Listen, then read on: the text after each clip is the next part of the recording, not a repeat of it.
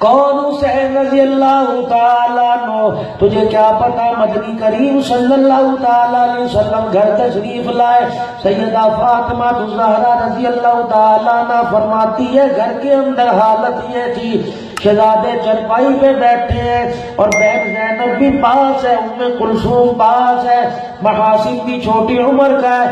اللہ اکبر، میرا نبی گھر میں تشریف لائے، سیدنا حسین اور حسن کو دیکھا، امام الانبیاء صلی اللہ علیہ وسلم دونوں کے قریب جا کر اس حالت میں جیسے سجدہ کیا کرتے ہیں اس طرح بیٹھ گئے اور دونوں نواسوں کی طرف منہ کر کے ارشاد فرمایا، او میرے بیٹو اونٹ کی سواری کرو گے؟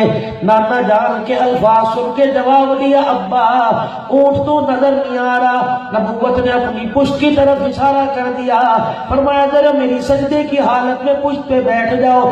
دونوں نواسے کود کے چھلانگ لگا کر حضور کی پشت پہ بیٹھ گئے۔ اما فاطمہ کہہ رہی ایسے میں دیکھ رہی تھی، میری آنکھ نے دیکھا حضور کمرے میں ایسی چال سے چل رہے ہیں جیسے اونٹ چلا کرتا ہے، اور جیسے چلتے چلتے بار بار نواسوں کی طرف دیکھ کے ارشاد فرما رہے تھے، بیٹو بتاؤ تمہارا اونٹ کیسا ہے؟ فرمایا حسنین کریمین کو اتارا، پھر سیدہ زینب کو یعنی اپنی نواسی کو اپنی پشت پر بٹھایا، پھر امام الانبیاء نے پورے گھر کے آنگن کا چکر لگایا اور بار بار فرما رہے تھے، بیٹو تمہارا اونٹ کیسا ہے؟ اللہ غنی، رب اکبر کی قسم ہے، کوئی نفل نماز نہیں، اسراء کی نماز نہیں، چاش کی نماز نہیں، فرض نماز پڑھا رہے ہیں۔ حضرت حسین کے سجدے کی حالت میں حضور کی پشت پہ سوار ہو گئے۔ تھوڑی دیر صحابہ نے انتظار کیا کہ حضور کے اتنا لمبا سجدہ کیوں ہو گیا۔ ایک صحابی نے سجدے سے یوں آنکھ کی اینی سے دیکھا، ٹیڑھی آنکھ سے دیکھا، اللہ اکبر دیکھا، حسین کبھی اتر رہے ہیں کبھی نبوت کی پشت پہ سوار ہو رہے ہیں۔ صحابی اٹھ کے کھڑے ہونے لگے تاکہ حضرت حسین کو حضور علیہ السلام کی پشت سے اتارے۔ جب میرے نبی نے اپنے یار کو آتے دیکھا، آپ نے اشارہ کر دیا، سجدے کی حالت میں یوں اشارہ کر دیا، فرمایا تجھے اتارنے کی ضرورت نہیں، آج محمد مقام حسین بتلانا چاہتا ہے، اس وقت سجدہ چھوڑے گا نہیں جب تک حسین اپنی مرضی سے اترے گا نہیں۔ کون حسین رضی اللہ تعالیٰ عنہ جس نے دعائے قنوت اپنے نانے سے سیکھی؟ کون حسین رضی اللہ تعالیٰ عنہ جس نے نظر بد کی دعا اپنے نانے سے سیکھی؟ کون حسین رضی اللہ تعالیٰ عنہ سورہ فلق سورہ ناس جس نے اپنے نانے سے پڑھی؟ کون حسین رضی اللہ تعالیٰ عنہ جس نے قرآن کی بسم اللہ اپنے نانے جان سے کی؟ رب اکبر کی قسم ہے، قرآن تو اندر رس گھولتی آواز ان کے اندر انگ انگ کے اندر گھس چکی تھی، خون کے قطروں میں قرآن تھا، جسم جان میں قرآن تھا، روح میں قرآن تھا، آنکھوں کان دماغ میں قرآن تھا۔ تجھے کیا پتا سیدہ فاطمہ رضی اللہ تعالیٰ عنہ گھر میں تشریف فرمائے، بیماری کا عالم ہے، اللہ اکبر، بیمار کا مریض کا کچھ نہ کچھ کھانے کو دل چاہتا ہے اور دل چاہا کہ میں آج انار کھاؤں۔ حضرت علی سے عرض کر دیا، فرما دیا، اے علی مجھے انار کی طلب ہے، مجھے انار چاہیے، لا کے دو۔ حضرت علی کہتے ہیں انار کا زمانہ کوئی نہیں، سیزن کوئی نہیں، بے موسمی پھل ہے۔ فرمانے لگے پھر بھی میں مدینے کی گلی میں نکل گیا، اللہ اکبر، خاتون جنت کا اصرار تھا، خاتون جنت کی فرمائش تھی، فرمایا میں نکل گیا، کیا دیکھتا ہوں مجھے کہیں سے انار بیچنے والا ملا، میں انار خرید کے سیدہ کی خدمت میں لے آیا اور لا کے میں نے ابھی پیش کیا تھا، دروازے پہ آواز لگی، یا اہل بیت رسول اللہ انطعم فی سبیل اللہ۔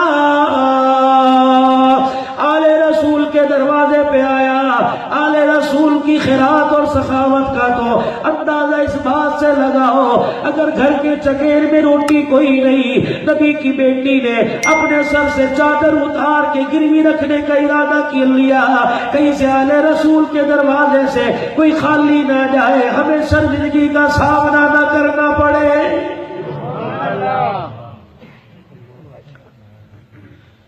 سیدنا علی رضی اللہ تعالیٰ عنہ کے ہاتھ میں انار دیکھا، فرمایا جاؤ جو آواز دے رہے اسے دے آؤ۔ ہمارے گھروں میں بھی کبھی سخاوت ہوا کرتی تھی. مائیں دیے جتنی دیواروں کے سائے میں بیٹھی سن رہی ہو, اپنی ماں سے پوچھو تمہارے گھر میں برکت کس چیز سے آئی تھی؟ کیا تم نے تعویذ رکھا؟ کیا 12ویں والے یا 11ویں والے بابے کا نقش رکھا؟ کیا حضور کا نالا نے مبارک سجایا؟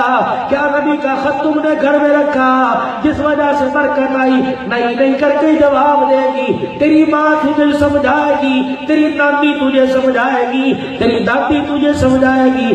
بیٹی جب صبح میں آٹا گوندنے لگتی تھی, 1-2 آٹے کا پیڑا اللہ کی قسم آٹے میں اس نیت سے شامل کر دیا کرتی تھی, کوئی دروازے پہ آ کے کہے گا اللہ کے نام پہ دے, جس کا کھائے اس کے نام پہ نہ دے. مسلمانوں کی غیرت گوارا نہیں کرتی ہے. سبحان اللہ.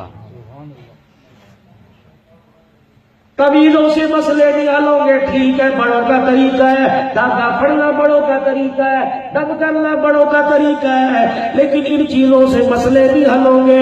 رب اکبر کی قسم ہے, امیر ہے, غریب ہے, چھوٹا ہے, بڑا ہے, تاجر ہے, حاجر ہے, کوئی بھی ہے, ہر ایک نے اپنے گھر میں بخل کو اکثر رکھا ہے.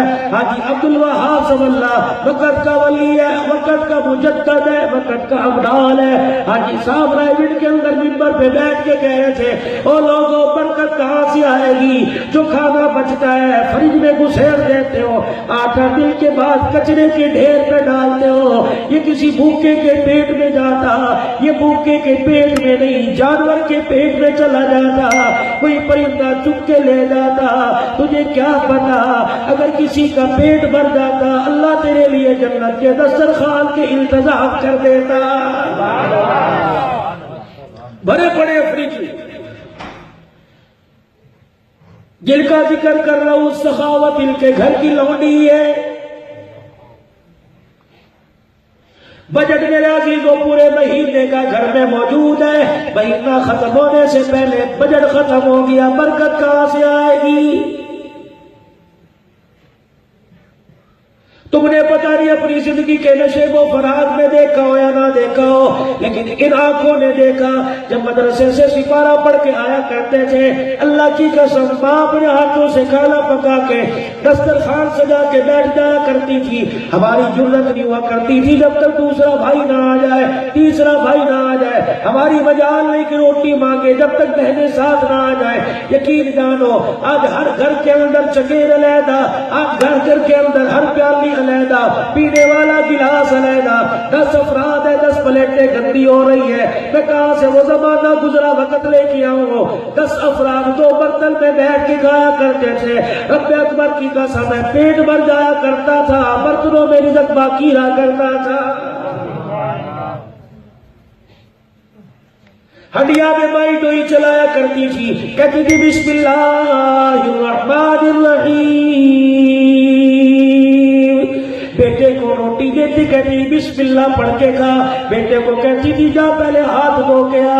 بیٹا جب کھانا کھا لیتے تھے کہتی تھی الحمدللہ کہہ کے اٹھو. سالن بچا رہتا تھا, ماں کہتی تھی انگلیوں سے چاٹ لو.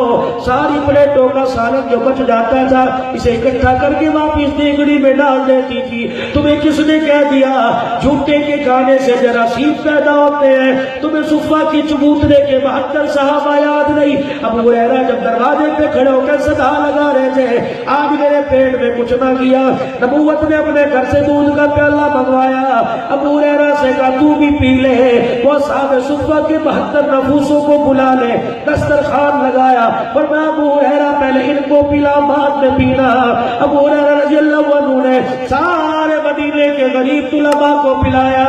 پھر امام الانبیاء صلی اللہ علیہ وسلم نے ارشاد فرما دیا, فرمایا ابو ہریرہ تو بھی پی لے. 73 میں ابو ہریرہ نے پیا, پھر دودھ بچ گیا. حضور نے اپنے دونوں ہاتھوں میں وہ دودھ کا پیالہ لے کے پینا شروع کر دیا.